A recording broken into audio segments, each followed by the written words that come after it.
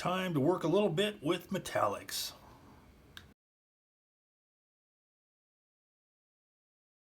Hi, and welcome back to Plastic Models by a Regular Dude, and my next video whereupon we do a little bit of experimentation with metallics. So what are we going to look at today in messing around with these here metallics? Well, what I want to do is I want to show the effect, if any, of the primer coat applied before the metallics. After we look at the effect of primer coats as an underlayer to the metallic paints, we're going to take a look at masking and what masking can do to some metallic paints. Not all, but some. So let's get into this. First off, let's talk about the primer. So I've got it divided into 4 strips here. These 3, white, gray, and black, are Mr. Surfacer 1500 cut 50/50 with Mr. Leveling Thinner. This strip here that's a little bit shinier is MRP Fine Surface Primer in black. So mainly I want between those, I want to see if there's a difference in the sheen of the metallic in comparison to the 1500 and the MRP. Man, that little piece of fuzz won't come off there. All right, so we're going to take a look at that.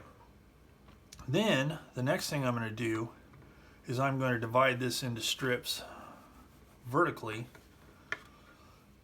and apply these 9 different paints here. Now we have a variety of paints, so let's take a look at those. Now this is by no means an exhaustive set of metallic paints, as you can see. It's just what I have on hand, and I just want to experiment a little bit with them. These are the ones I use primarily when working with model kits, and as I add more, I'll probably do these same tests, just see how they respond. But we've got Tamiya XF16 flat aluminum. We've got Tamiya X11 chrome silver. We've got Tamiya X10 gunmetal. Those are all in their X and XF line, which are alcohol-based acrylics. Then we have the lacquer-based metallics. We've got LP63, which is titanium silver. We've got LP62, which is titanium gold. Then we've got LP11 silver. Really good paint right there. So that's what we have for Tamiya paints. Then we have the MRP paints. We've got MRP super silver. We've got MRP silver. And then this messed up bottle here of MRP steel. What I'm going to do now is I'm going to mask off strips of this wing and then spray each one of these metallics in sections. Then we'll come back, we'll take a look and see if there's a very discernible difference in the color of the paint or the appearance of the metallic depending on which primer is underneath. Then once we take a look at that, then we can move on and test some masking and see how that affects the appearance of the paint. Alright, here we go. So I've got all of the colors painted on here. I've got them marked so I'll know which ones are which. But so the first thing I wanted to look at was if there was a difference in the colors with using the different color primers. So there is a bit of a difference on some of these. Not all of them. Now part of it could be, you know, opacity, you know, some of it, you know, could be the paint, whatever. But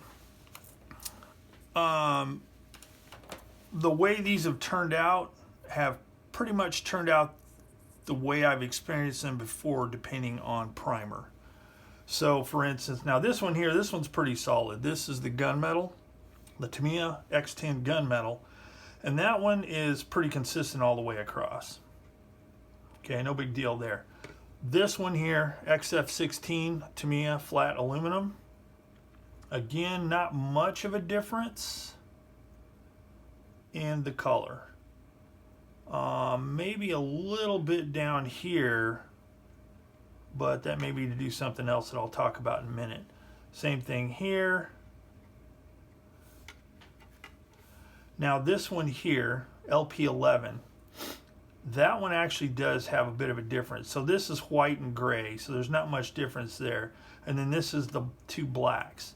You can see that this one is a little bit darker. Very slight, but it is darker, and you should be able to see that on the video. But here's the delineation right here. This is where the tape was. But this one here, the difference between the white and the gray, not much difference at all. I mean, I can't even really see a difference. Same with the two blacks, which I wouldn't think that would be different anyway. And the sheen is pretty close to the same on both of the blacks. But there is a difference between those two. Then we have this color here, which is the Tamiya LP62 Titanium Gold. Not really a difference there. If it is, it's super slight, and you can't really notice it. Then we have the LP63, which is Tamiya's Titanium Silver. Again, not really a difference, maybe a little bit, very slight, but not really enough to notice.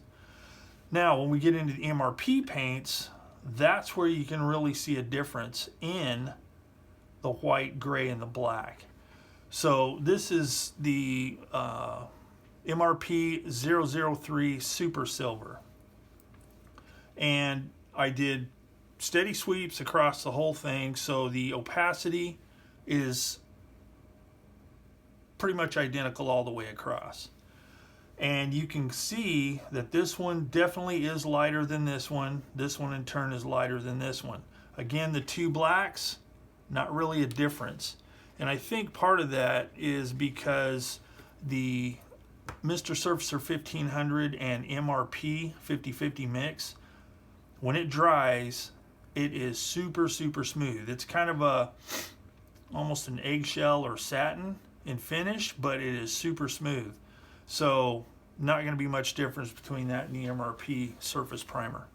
But you can see a differentiation in the three different primers. Same thing with the MRP 128 Silver. Same thing. You know, it's a little bit darker than this one here, but you can see 1, 2, 3 different tones on the white, gray, and black. And then on the MRP 030 Steel, not much of a difference between those two there, the white and the gray. You can see a difference between the white and the gray and the black. So what goes on underneath makes a difference to a certain degree, but it kind of depends on the paint. And part of the reason I think that is like that is it might be a little more perceptible in these, in the Tamiya colors, if I were to go with a thinner, let's say a different paint to thinner ratio, like if I was to go say 30% paint, 70% thinner, it might turn out more like these, because this stuff is really thin, but it covers pretty quickly. So that's something to consider. So there you go. That's how the primer affects the color or the tone of the metal color. Now, what does that do for us? Maybe nothing, maybe something. There is a lot of people that like to, on their bare metal aircraft, they like to paint different panels, different metallic colors, just to break up the monotony of a steady silver all the way across, or aluminum, or whatever. So they'll kind of do the Partridge Family tour bus look and have like blocks of different metallic colors to kind of break it up. Now, sometimes people can pull that off pretty well, and other times it does look like the Partridge Family tour bus. And those of you in my demographic should know what that is. The rest of you, you'll just have to look it up. Points for whoever can put it first in the comments. But if done properly, or what I consider properly, it can be very effective. So for example, if you have gun bay doors that open on the top of the wings for, you know, loading ammunition, or access panels to get into different parts of the aircraft that might possibly have a different sheen to it, it can look decent if done properly. So I'm going to say this: I think after this experiment, the way to go might possibly be to prime your whole aircraft, just as an example, in black or in gray, whichever, depending on the tone that you want in the color of your metallic paint.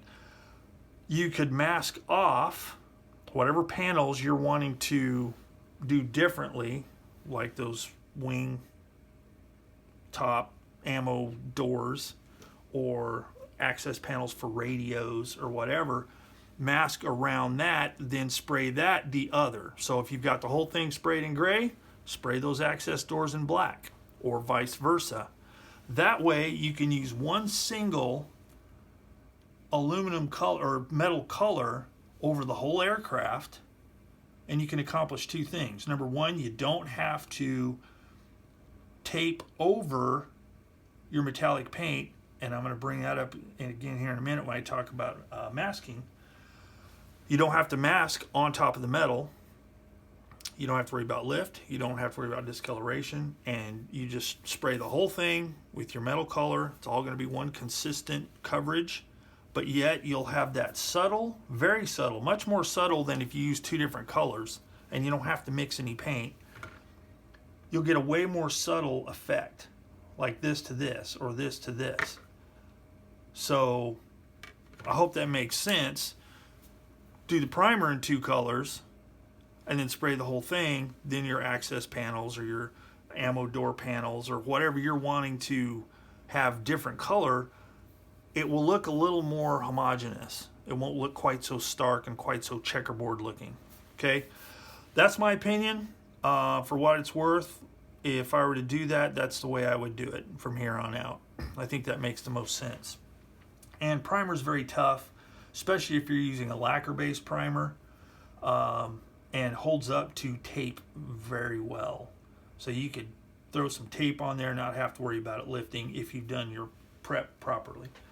So anyway, that is what I have discovered here with doing the 4 different primers and these 9 different colors. So now let's move on to masking. All right, I'd already had this stuck on there, but my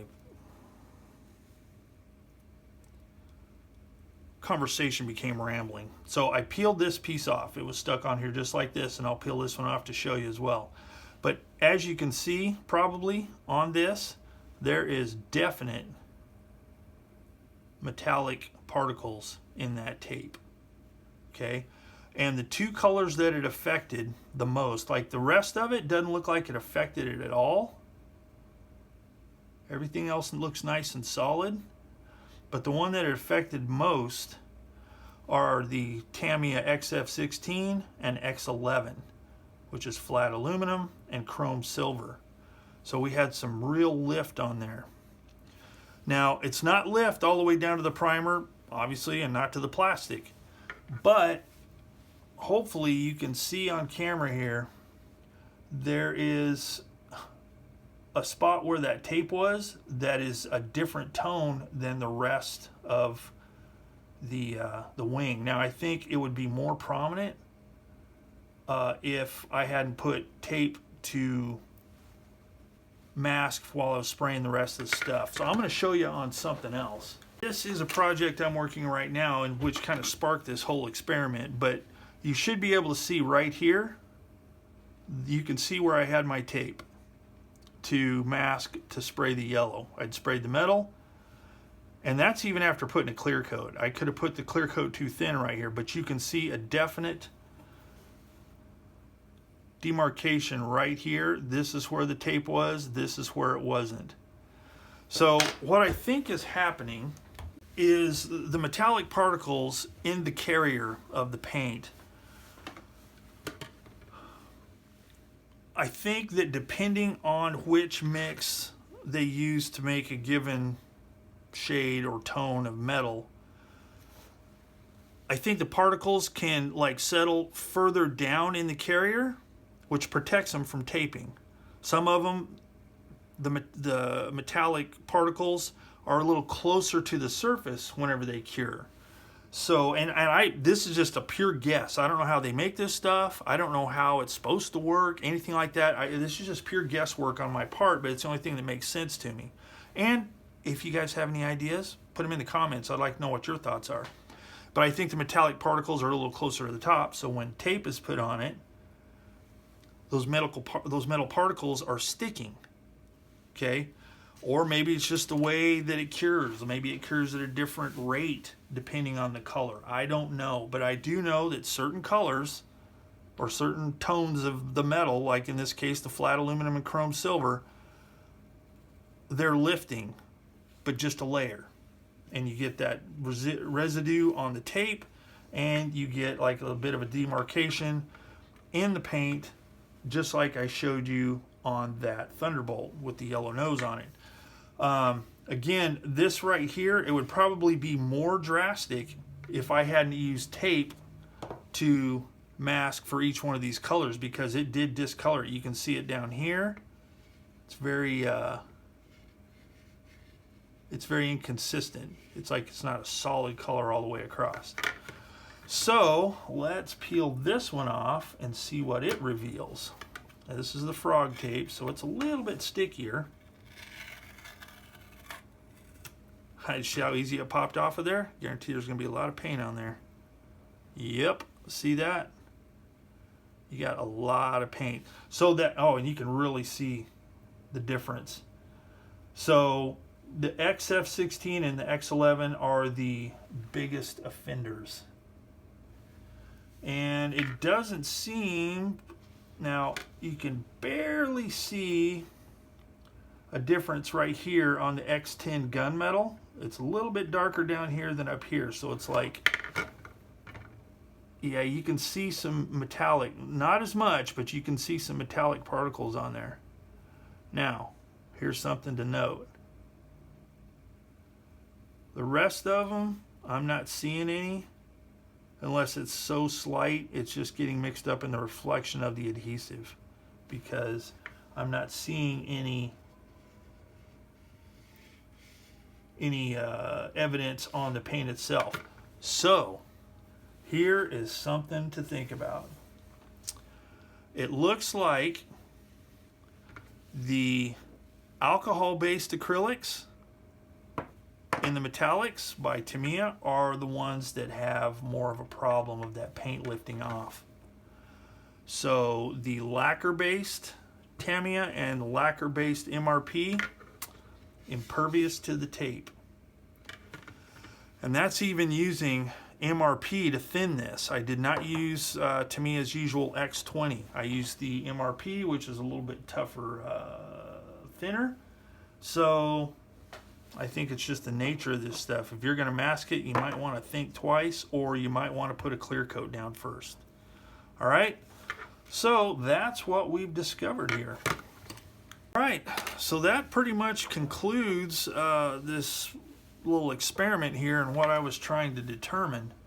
Just to recap really quick, I wanted to see the difference between white, gray, and black, these two here, black primers and their effect on the paint, or the metallic paint in this case, that's laid over top. In that, I discovered that the Tamiya paints, these three here, the Tamiya lacquers, probably just by the nature of them being thicker when I sprayed them, will give you consistent results all the way across. Doesn't matter if it's black or silver, or I'm sorry, black or gray and or white. The MRP paints, being a thinner paint that still gives good coverage, is not quite as thick, so you do see a difference between the lighter primers, white and gray, and the black.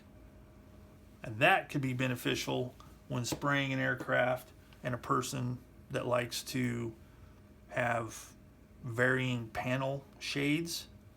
That would be the way to go. Use different color primers on the areas that you're wanting to paint, and then use one consistent coverage of paint, metallic paint, over the whole thing to make it a little more subtle, therefore, in my opinion, a little more realistic looking.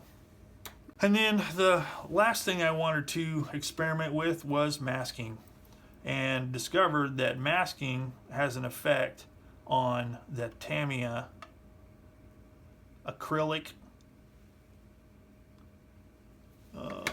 alcohol-based acrylics, let's call it. Definitely has an effect on that. You can see here and here, and not quite as much, but some here, that there was paint lift and left deposits. So it's removing a layer of the particles, the metallic stuff. MRP, on the other hand, pretty much impervious, as are the Tamiya lacquers. So there you go.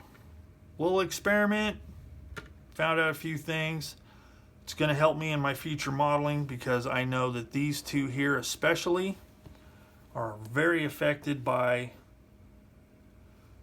masking, and I might want to avoid those when doing a project where I'm going to have to do masking for additional colors on an aircraft or whatever. For sheer toughness and durability, lacquer-based paints seem to be the way to go. Alright, so that's it for this video. I hope you found this informative. I hope you found it interesting. And if any of you out there that watch this would like to comment, please do so down below. Let me know if you've had any of these experiences. Let me know if it was helpful. So that's it for now. Thanks for watching Plastic Models by a Regular Dude and our metallic paint experiment. And until next time, I'll see you all later.